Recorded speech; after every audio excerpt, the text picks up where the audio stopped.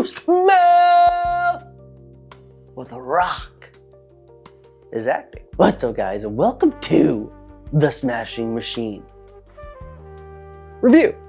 The Smashing Machine, a movie about the legendary fighter Mark Kerr, one of the pioneers of UFC. A biopic directed by one half of the Safdie brothers, Benny Safdie. And I gotta say, I can smell what they're cooking. The movie was pretty fucking good. You get all the director-isms that you get from a Safdie brothers film. You get the atmospheric music that somehow ties perfectly into the main character. You get actors and non-actors in the film to make it feel even more authentic. Now, is it better than Uncut Gems and Good Time?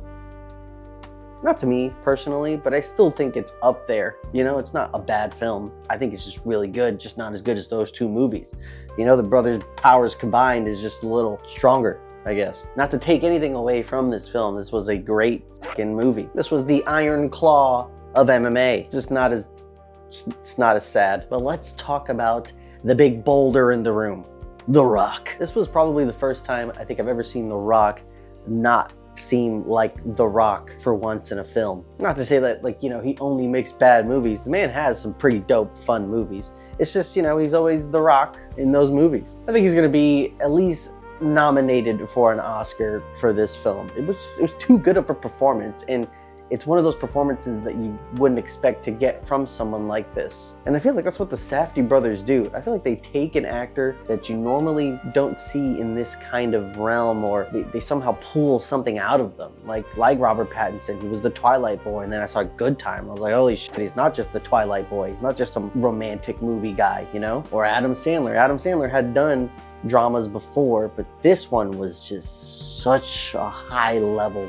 The anxiety, his acting capabilities in that just went to another level. It was so sick, and that's the same here for The Rock. He did fucking great, dude. I love how authentic Benny made this film feel, so much so to where they're using the old announcers from the actual footage over their filmed stuff. Like, it was so good. Even the intro scene, The Rock walking out to like a low-res, old 90s camera style thing, and it finally switching over to like the new age camera was so sick. And the fight scenes were great too. That's one thing about these MMA films. They kind of take it to like a movie Hollywood level where it's just like, we're swinging, we're hitting, getting hit. It's like, it just feels like a lot of 1, 2, 3, 4, yeah. And you can just tell, right? Like, it just doesn't feel like a real fight.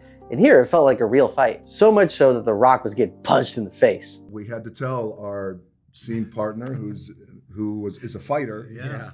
And I said to him, I said, hey brother, you know, you're pulling the punches. I said, you gotta lay it in and you gotta hit me. He goes, what do you mean? I said, Benny's not cutting away. This is the end of the movie. You know, this really happened to Mark. Yeah. You have to lay it in. This man left set with a concussion. It's shit like that that'll get you an Oscar. I mean, look at Leo. Homie had to eat a liver for real. Like a raw liver. He had to die in the tundra for that Oscar, dude. But what's great about this movie is that it's not just about the fighting. It is about Mark Kerr and his struggles with so many different things, with his addiction to drugs and painkillers, his toxic girlfriend who's just absolutely insane. Emily Blunt captured Psycho Girlfriend perfectly. Honestly, wouldn't be surprised if she won an Oscar for this movie as well. Benny somehow really captured that toxic relationship perfectly, to the point where it was almost a little comical. You know, like, we've all had that argument with our significant other where it's like, fine, get out of here, it's over, whatever, I'm done. They walk out the room and then they walk right back in. There's some scenes like that in this movie that just kind of, you know, makes you chuckle in a very dark situation. And just like Uncut Gems and Good Time, Benny captures that anxiety of like, what are you doing? Stop it. We'll have a scene where Mark is talking to his promoters who paid him not enough money, and he's worried about money, he needs the money, and then literally next scene he's at a store buying some extremely expensive stuff he probably shouldn't be buying. You're like, what are you doing here, man? Also thought it was pretty dope of Benny to get, like, you know, real fighters like Alexander Usyk, the heavyweight champ right now, Bas Rutten, and Ryan Bader.